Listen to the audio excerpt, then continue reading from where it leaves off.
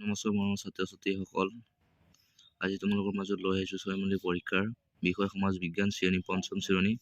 Question পেপাৰটো চাব, বহুত important হয়। তোমালোকৰ যিহেতু পৰীক্ষা আহি আছে, এনেকুৱা ধৰণৰ পৰীক্ষাত আহিব কুৱেশ্যনবোৰ। তো বলক ভিডিঅ'টো আজি আৰম্ভ কৰোঁ।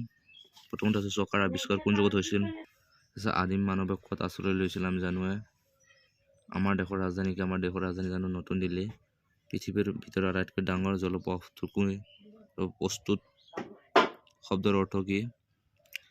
তোমালোকে চাবা, পঢ়ি দিলে ভিডিঅ'টো বহুত দীঘল হৈ যাব, তোমালোকে চাই ল'বা।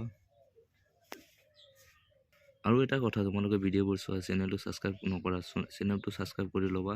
এনেকুৱা ভিডিঅ' পাবলৈ সদায় ভিডিঅ' পাই থাকিবা আৰু কমেণ্ট কৰিবা। তোমালোকে ভিডিঅ' দিবলৈ মই চেষ্টা কৰিম। 10 নম্বৰ হৈছে কি গুণৰ বলত মানুহে অন্যান্য পানীতকৈ পৃথক? এতিয়া গুৰুত্বপূৰ্ণ 4টা সমল উল্লেখ কৰা।